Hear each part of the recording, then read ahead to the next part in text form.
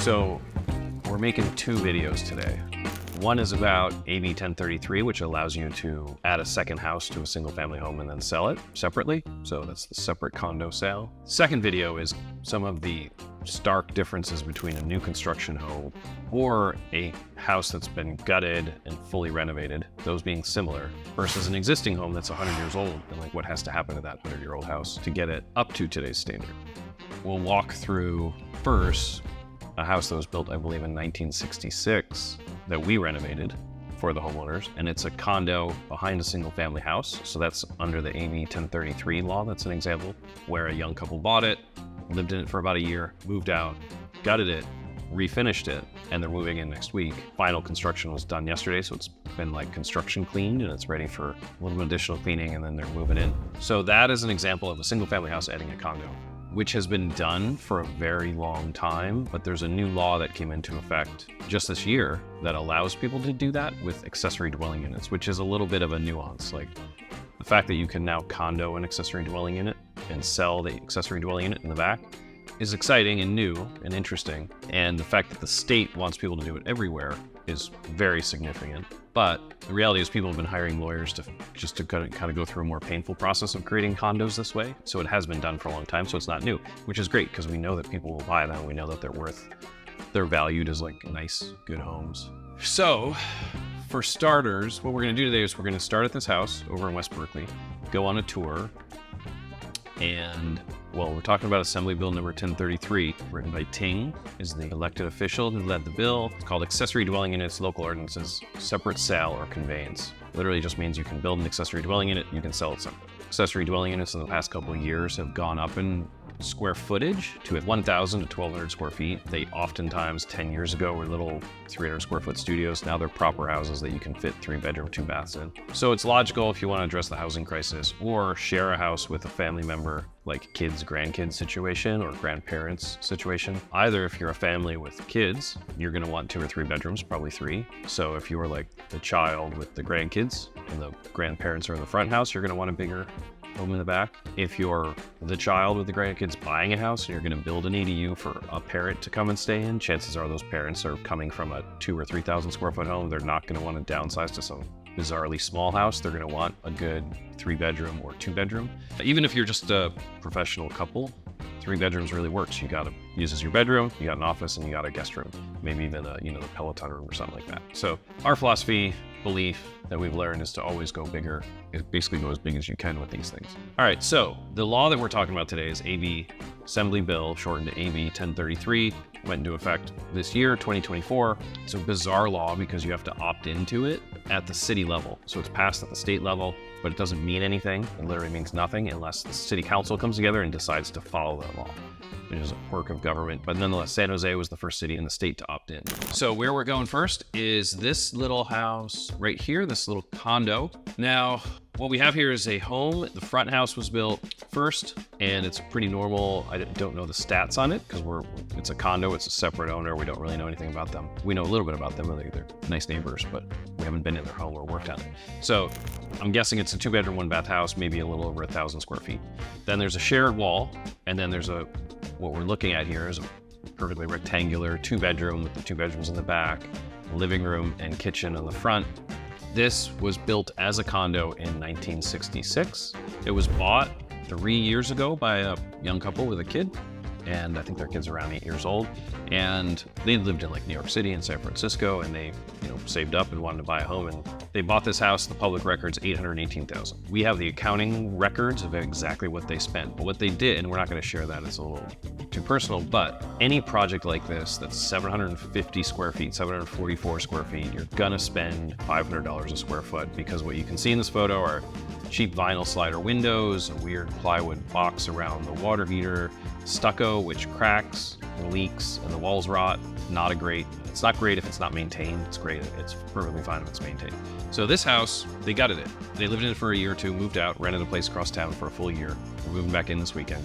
They gutted it, they kept the slab, the concrete slab, they kept the framing in the walls, they kept like some of the roof, but really it was fully structurally rebuilt. So when you go into the house, they did something cool where they kept the beams exposed in the ceiling. You'll see that, those are new beams. So it's literally a new structure. And then of course everything, plumbing, electrical, insulation, sidewall, windows, doors, did I say drywall? Kitchen, full bathroom, painted everything, window benches, window trim, you name it.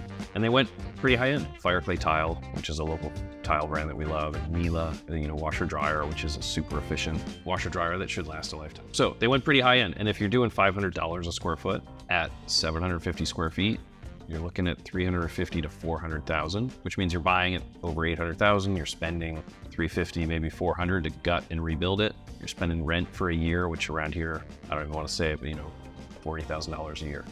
So you're talking like maybe $1.2 million to get exactly what you want. You do get a backyard, you got this patio in the photo, you got a big oak tree, you got a little bit of storage in this little garage that's shared with the front house, and you have a parking space that you share. Really, this family parks on the street. So we're gonna do a tour.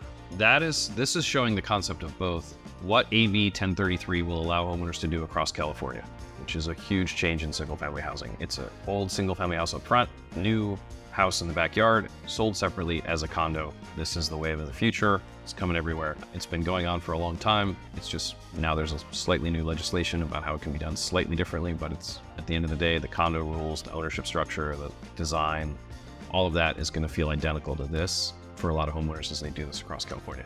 Now, we're gonna walk from this house to a home that we just built in Berkeley, which should hopefully be the first AB 1033 separate sale condo in Berkeley, once Berkeley eventually opts into the law.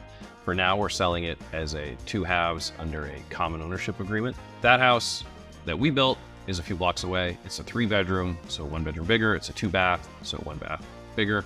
It's also entirely new construction. Along the way, there's a couple of interesting things worth noting. I don't want to get too into it, but same street as where we did the condo. Some local reputable developer who California is full of these kind of small ex-contractors who graduate to working for themselves. They get access to loans, they have their own money saved, whatever. They buy old houses. This little leafy area.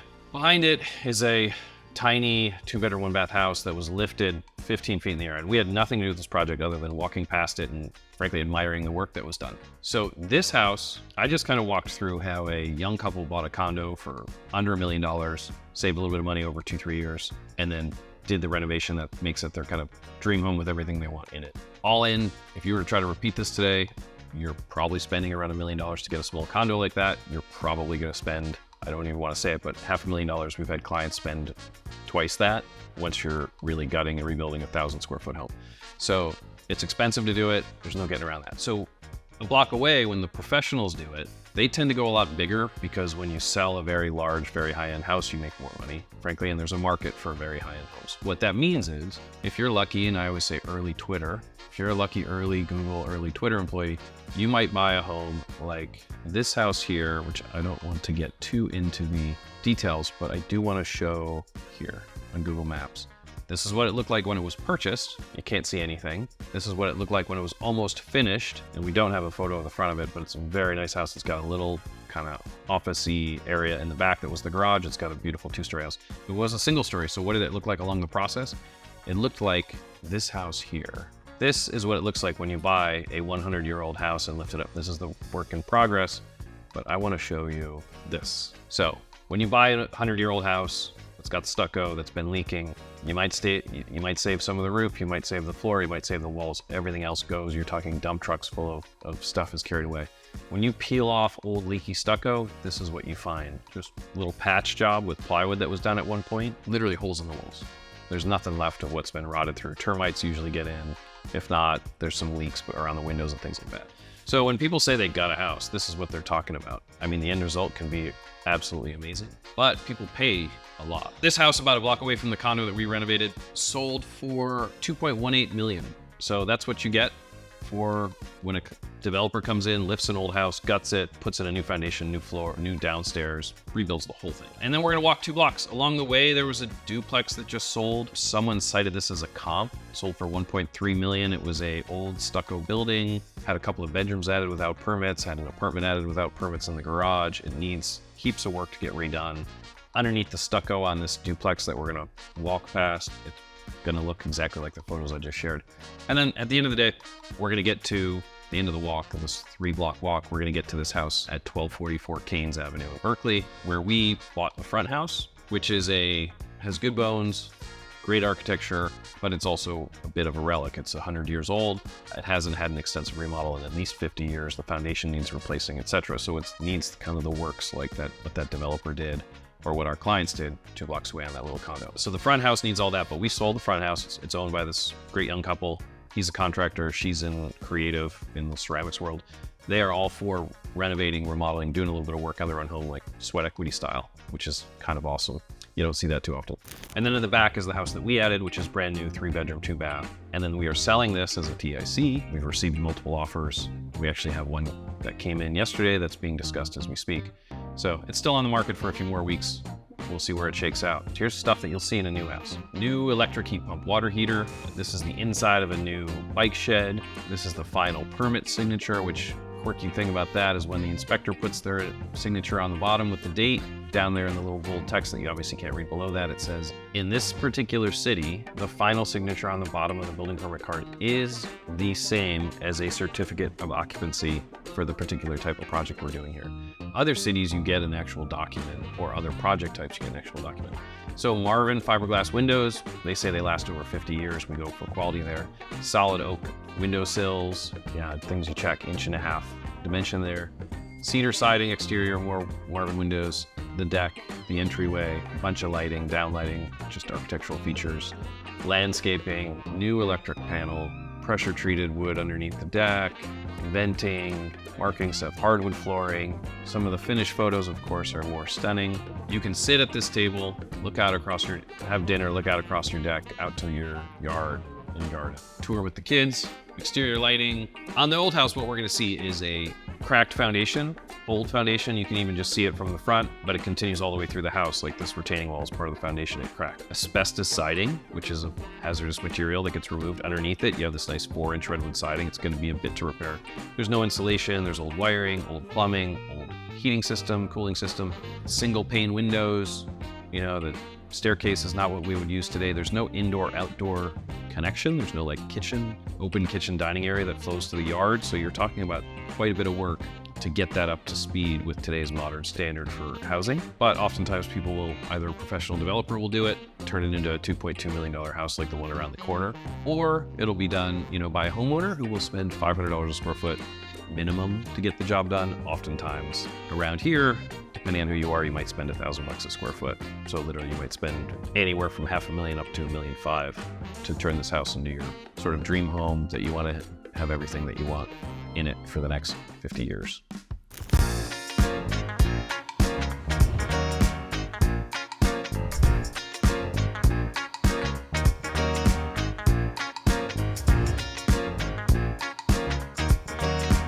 So what we have here is a client who hired us about 2 years ago. They talked to us. They ended up hiring a friend who's an architect to design and permit. And then they hired us to do the construction of a gut renovation of a condo in a backyard. So we have in the front a house built in the 1920s, which is your typical home. You can find these in cities across the country, like 2-bedroom, 1-bath, or 3-bedroom, 2-bath, that kind of single family, smaller home.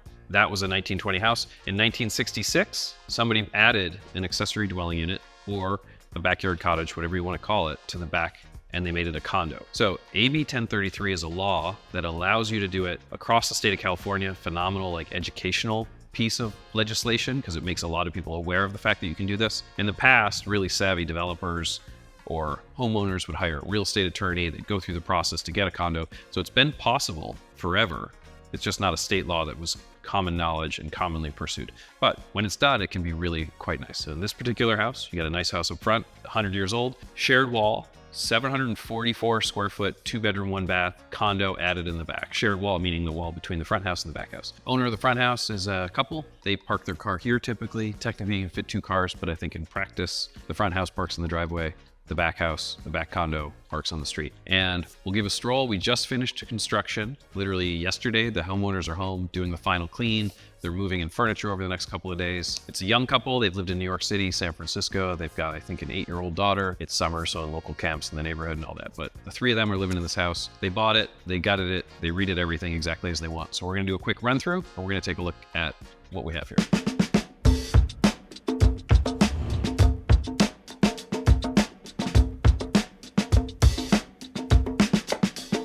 So, existing home. I can't resist getting into the weeds. 2 electric meters, 2 electric panels. These are the kinds of things that if you're doing this project on your own, or if you're doing it to an old house, replacing panels, dealing with PG&E is the one huge curveball. We could talk about that for years. They might make you wait months, 12 months, longer. You might have to replace a telephone pole. You might have to replace other things in the neighborhood just to get your power to your house up to what's sufficient. So here we have the backyard condo that existed in the form that it is right now when we got involved. Everything you see is pretty much new, but the form has stayed the same. Rectangular house. They added some architectural features like this giant window. They went with Marvin windows and doors, lots of really nice finishes, Miele appliances, marble counters, I believe, fire clay tile in the kitchen and the bathroom, lots of nice wood finishes on the windowsills, window bench, things like that. And then the works, like new electrical, plumbing. They gutted it down to, they kept the slab and they kept the framing of the walls and some of the framing in the ceiling. But again, the goal here is to talk about what's going to happen over the course of our lifetime in the next decade and probably beyond for sure is significant shift from lots and lots of single family homes everywhere. There's over 100 million of those in the country to lots and lots of people living like this. Historically, as I've said, is like sophisticated real estate developers would do that, put the condo in place. A lot of families for a long time, for decades now, have been doing this just collectively. So someone can afford the front house, either the parents can afford the front house and they give the ADU to their kids, or the other way around, a kid who might be 40 or 50 might buy the front house and build the ADU for their parents. Either way, families have been making it work privately. With the new laws, people are going to start doing it somewhat outside of the family unit, but just as like 2 different separate households co-owning. What I want to stress too is that this is just, I mean, the neighborhood is worth talking about. We're going to go for a stroll through the neighborhood.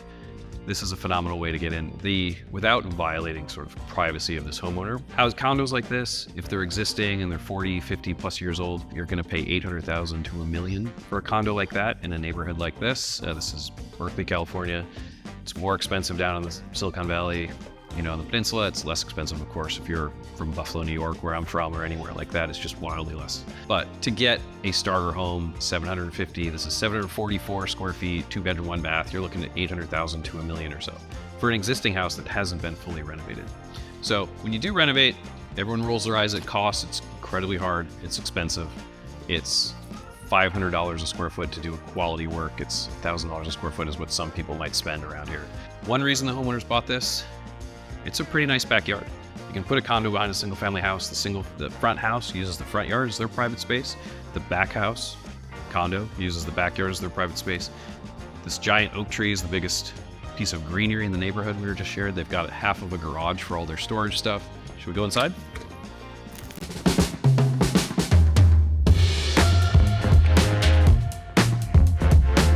Now, this was a relic, 1966, built originally, no significant remodel since then. This was a significant remodel. It was a gut renovation, fully rebuilt, which means everything you see in here was framing, 2x4 walls, the exterior plywood, and that was some of the stucco maybe. That was about it. The ceiling was all exposed, everything was wide open. They put in the new hardwood floors over the existing concrete slab, which needed concrete work to repair. They replaced all the windows and doors. They went with custom cabinets, stone counters, fire clay tile, these kind of floating shelves like Fisher Paykel, Miele appliances. We'll see the washer dryer too. They also, when you do a gut reno, just a detail that they went with, these are LVL, laminated veneer lumber. It's basically engineered lumber. It's not a typical 2x8. The details around the wood is not too interesting. Structurally, it's stronger, which I guess is interesting. If you're living in earthquake country, they had to rebuild the roof with an entirely new structural system to be strong enough to meet today's code. So when I say you're modernizing a building, you're starting at the foundation, you're transferring loads through the wall, you're going up into the ceiling, you're doing a major structural repair. And they decided to keep it exposed, which is great, so we can make this point. The thing about engineered lumber is it's many, many times stronger than traditional lumber. So even though it looks the same, just today's standard is wildly different from the 50-year-old standard of a 2x8 piece of wood or something like that. Other nice little details. The Marvin windows with the wood, giant window bench here that the homeowner has pointed out that she loves. For a 744 square foot house, very large kitchen that can fit a table for 8. Obviously, lots of glass that you can see if we spin around. You can just imagine making a meal, hosting, kids could have a birthday party here with 8 friends. Big patio outside where you can fit a table for 10. You can do the whole, you can build a tree fort in the oak tree, live the American dream. Living area, of course, And then they've got their 2 bedrooms and the bathroom. So primary bedroom, closet, something we say over and over, which storage space does not decrease in a smaller home. You still need the same size closet. The kids' bedroom, new ducted heating and cooling system. When we say modernization, there's all the stuff you see, the floors, the molding, the smooth drywall, the windowsill made out of. This is the kind of thing, when I say that it costs $500 a square foot, or people might spend $700, $800, $1,000 a square foot. This type of wood, I mean, it's a couple $100 for just that piece of wood. You got to get a finished carpenter to do it. You might have to redo it 4 times to really get it right. Washer, dryer, and the bathroom. You know, fire clay tile type products. They went with the wood, 1 vinyl window, because it's in the shower in the entire house. Everything else is wood on the interior. Things you don't see. Structural work, concrete work on the foundation, gutting, demolishing, hauling off, dump trucks worth of old things, including hazardous material, asbestos, lead, etc. Reframing the wall, ceilings, etc. New electrical that starts at the meter, comes all the way through. New plumbing, insulation, the walls and ceiling, new drywall, all the finishes. Flooring, paint, cabinets, windowsills, benches, tile, light fixtures, systems, heating, new water heater outside, electric heat pump water heater, as well as a cedar box around it, new architectural structural things like the window box that was pushed out to give you the window bench, new heating and cooling system, it's now an electric heat pump system, new roof, new skylight. So anyways, shifting a relic from then till now, again, 744 square feet, probably $500 a square foot would be the norm for quality on par with this, which is pretty close to top of the line, although top of the line can go to the stratosphere in architecture, design, construction stuff. So it's possible to, instead of going with a Marvin door that's a couple thousand, you can go with a 4-panel door that's 25,000. You can go with 2 of those. So I mean, the sky's the limit, but really, really good quality. $500 a square foot.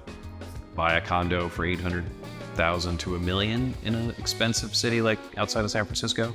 Spend a couple $100,000. I don't want to say that loosely, but you know, making it your own, that's going to be perfect for forever. But again, we've mixed 2 ideas in this video. One is the relic versus totally new construction or gut renovation rebuild. That topic. The other topic is AB 1033. It's pretty easy to imagine living here, sitting here, being on the couch, watching movies, hosting big dinners out in underneath the giant oak tree, coming and going, just walking. We'll walk down the street, but it's about 2 blocks to a beer garden. It's about 5 blocks to the Monterey Market and the fish market and the butcher, like a little stretch in North Berkeley that people know. It's just like the best produce and poultry and all that around town. And then that's one direction. If you go the other direction, it's Whole Foods Market, Phil's Coffee, REI, a bunch of other stuff. So you can go a couple of blocks either direction. I don't know, there's easily 100 stores. If you want to get some Japanese steel for your gardening, the best Japanese garden supply stores, a tiny little store 2 blocks away, that kind of thing. There's 100 of those things within the neighborhood, keep you busy for a lifetime. Or so, you can really feel how 744 square foot condo with the indoor outdoor dining can really work for a family of 3 for forever.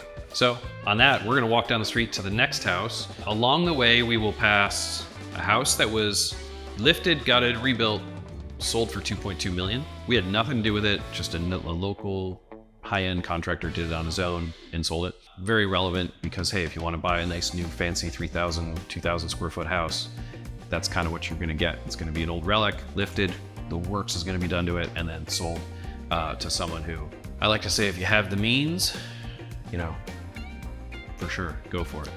And then as we keep going, there's like a little duplex that just sold, which respectfully, decrepit old house that needs a ton of work done to it. It just sold for like 1.3. They happen to be between this house and the other home that we're going to tour today that's 2 blocks away that we're selling. And then we'll get to our house where we can show the front home, which was also a 1920s home. And then we'll show the brand new construction 3-bedroom, 2-bath house in the back that hopefully will be the first AB 1033 separate condo sale in the city of Berkeley, California. And that'll be a trend, wave of the future. So on to the next one. So we're just gonna keep rolling and walk through the neighborhood 2 blocks to the other house that we're working on.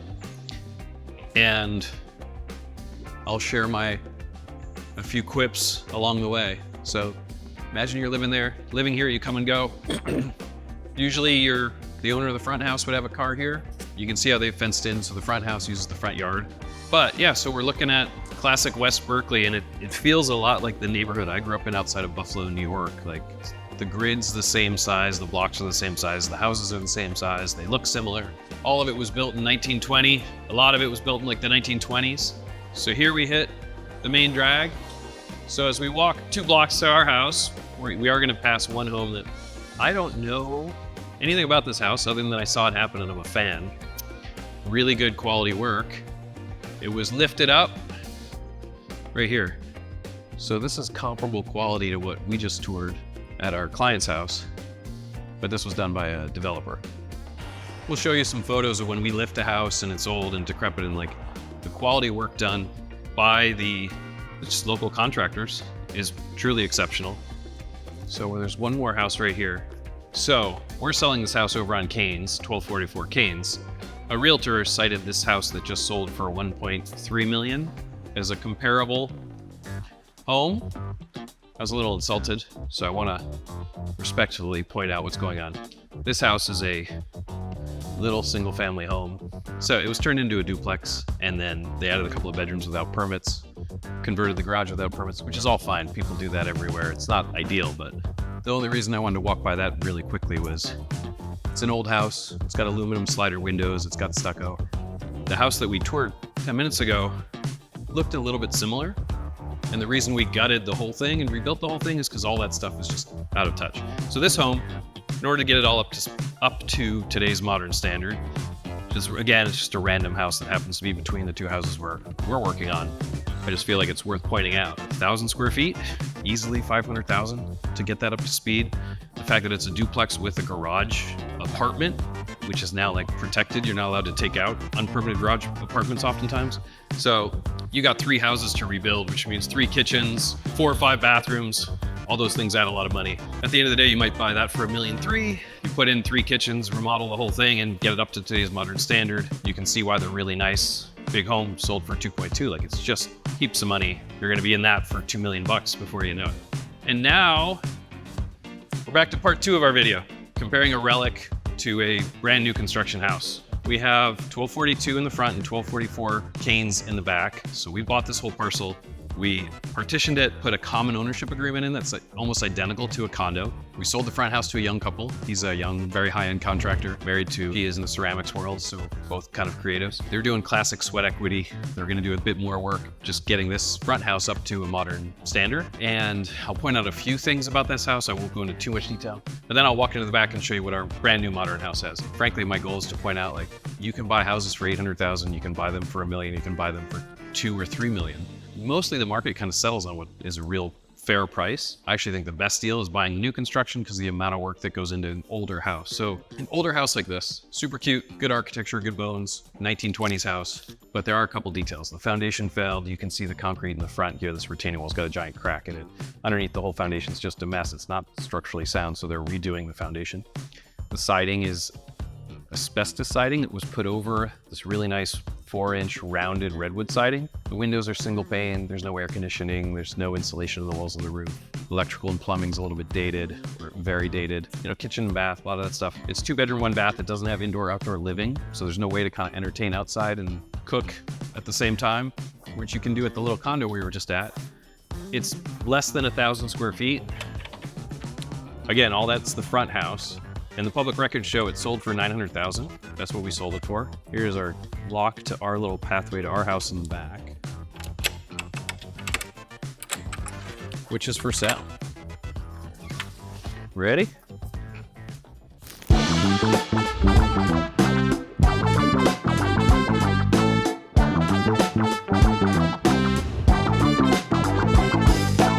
Front house has a big yard that's like 30 feet by 20 feet over there. Back house has the path. Attributes of our house in the back here. Private entryway, the lighting. You get to the yard here. It's about a 6,000-ish square foot lot, and half of this is for the exclusive use of the house in the back, half is for the front. So it's a bit like the first house we toured. And again, we're mixing the 2 ideas of like AB 1033 would allow you to sell this as a condo. We're selling it as a TIC, tenant in common, which is essentially identical to a condo, but technically different. We could have the lawyers explain the need for why they both exist, but the difference between the first house we toured and this is 3-bedroom, 2 bath. That was 2-bedroom, 1 bath. This is is 100% new construction. They are effectively 100% new construction now. When they bought it, obviously it was not. We have a little bit of storage here down that side of the house. You can see like a bike shed.